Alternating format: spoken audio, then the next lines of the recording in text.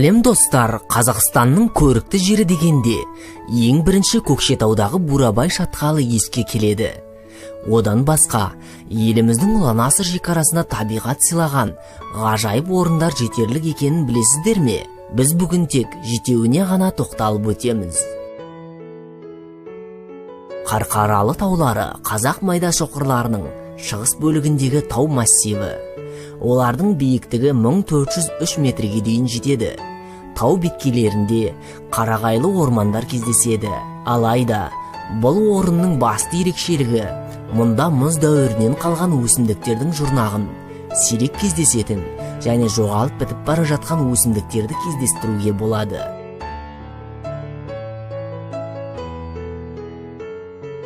Шатқал үлкен аумақты алып жатыр. Бұл мекен әлі көпшілікке танымал емес, әрі саяхатшылардың келуі де қиын. Мұнда табиғат ақбор түсті керемет ландшафт жасап шығарыпты. Бағзы замандарда, көп ғасыр бұрын бұл үстірттің орнында теңіз болған. Топырақты қазып жіберсеңіз, теңіз жәндіктерінің тас болып қатқан қалдықтарын, акулалар мен теңіз түбін мекендеген өзге де мақлұқтардың сүйегі мен тісін тауып аласыз.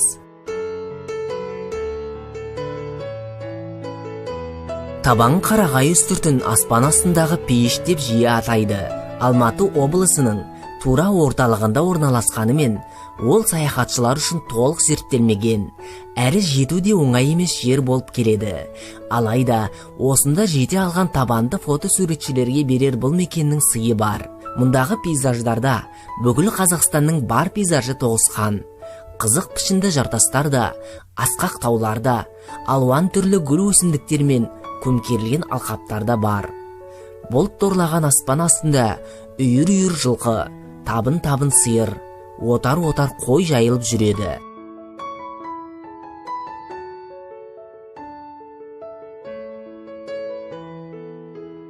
Язевое көлін Алтайдың Қазақстан жақтағы бөлігінің Меккесі деп атауға болады. Ол теңіз деңгейінен 1685 метр биіктікте, қатын мұздығының бір тармағы өтетін қатпарда орналасқан. Ұзындығы 3 шақырым, ені 800 метр, тереңдігі 10 метр, судың түсі сарғыш жасыл, мөлдірлігі 4,2 метр.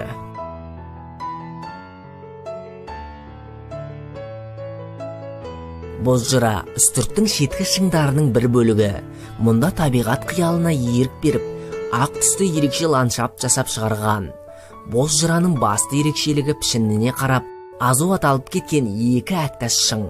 Олардың түбінен ұшына дейінгі биіктігі 200 метрден асады. Аздаған адам ғана білетін соқпақ жол саяхатшыны тар алаңқайға алып шығады. Ол жерде Бозжыра қамалдар алқабының айрықша көріністері ашылады.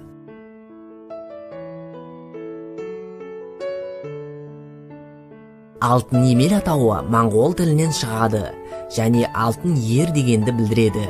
Бір аңыздар бойынша 1219 жылы Шыңғысханның әскері орталық Азияны жаулап алуға аттанып, осы алқапты кесіп өтіп бара жатқанда, күн батып бара жатқан шақта сарғайған шөп жамылған тауларды көріп, ұлы қолбасшы алтын ер деген екен. Алтын емел асуы шын мәнінде сырттай қарағанда ер тоқымға ұқсайды. Алтын емелдің бір көркі Іле өзенінің түбінен жел ұшырып келген құмнан түзілген әнші шағылдар. Құм түйірлерінің бір-біріне үйкелгендегі дыбыс.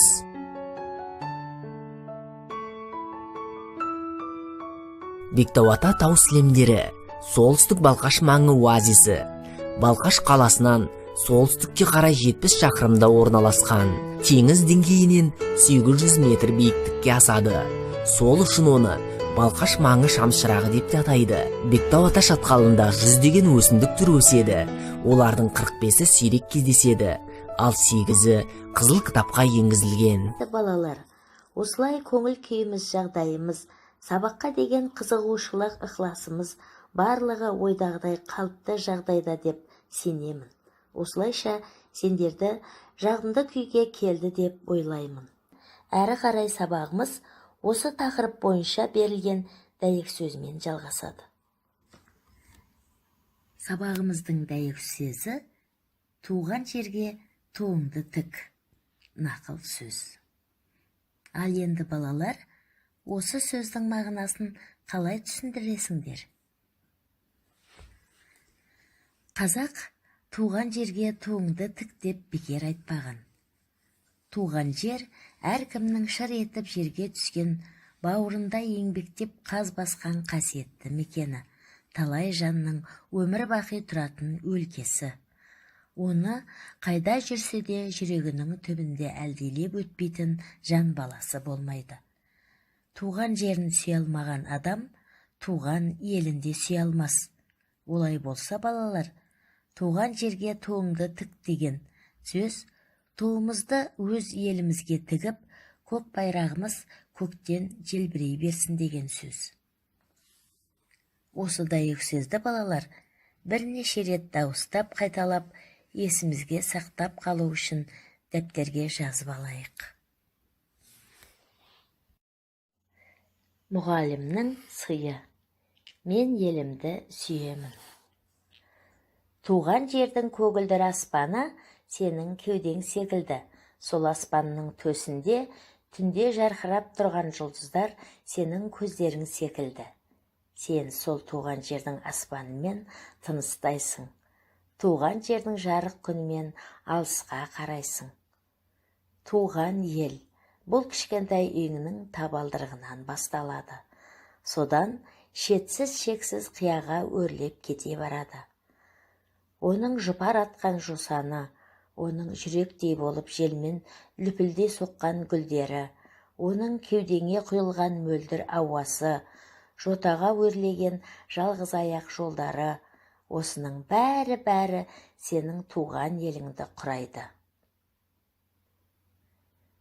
Туған жерсіз адамның күні жоқ. Алыс кетсең, өз үйіңнің мұржасына дейін сағынасың. Туған жерің түсіңе енеді, алыстан сені қол бұлғап шақырады. Туған ел мағынасы тереңде жатыр, балғын балалық шақ. Күлдір-күлдір кісінеп, айнала шапқылаған ала аяқты құлыншақ. Сәуірде бүршік атқан, қылқиып күн көзінен көрінген балауша көк шөп. Өзен үстінде үйіріліп ұшқан шағала, кемеріне жайлап соққан көгілдір көл, күннің қызғылт шапағына бөленген үйлер, осының бәрі тұтас тұрған туған ел. Ал енді ананың бесікте жатқан әлдейі, әженің тамылжыта төккен тамаша әзілдері, туғандарыңның мейірбанды күлкілері, жеңгелеріңнің тәтті әзілдері, осының бәрі туған еліңнің керемет сипаттары. Туған елдің тілі барша жанға түсінікті.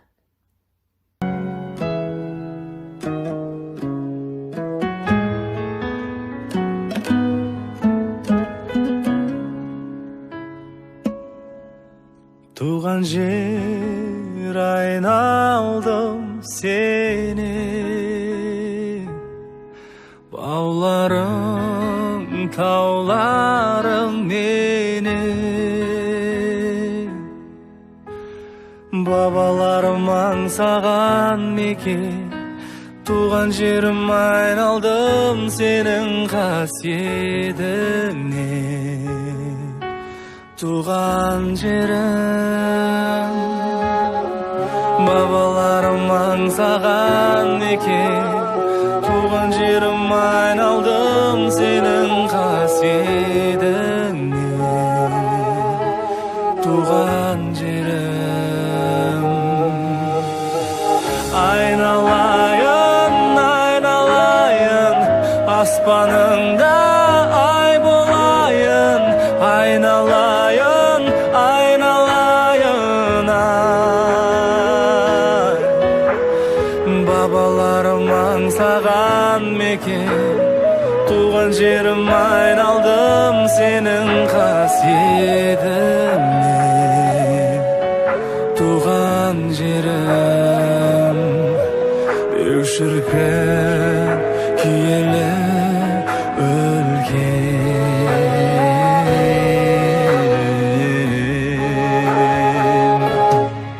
Батырлар қорғаған жерің, еркіндік жайлаған елім, табиғаты көз тартқан мекен, Алла нұрын төбеден төккен атам мекен, туған жерім, табиғаты көз тартқан мекен, Алла нұрын төбеден төккен атам мекен, туған жерім.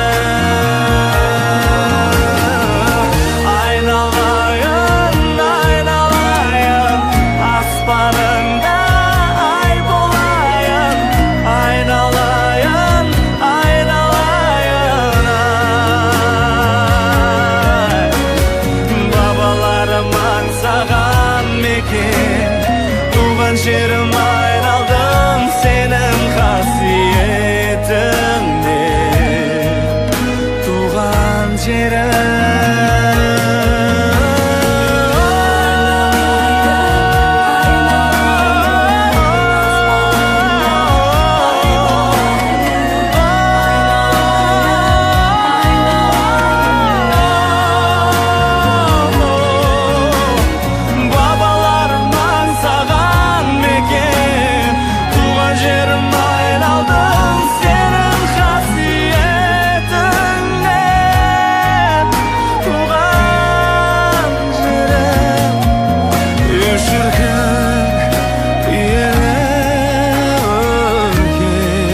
Қымбатты оқушылар, бүгінгі сабағымыз аяқталды.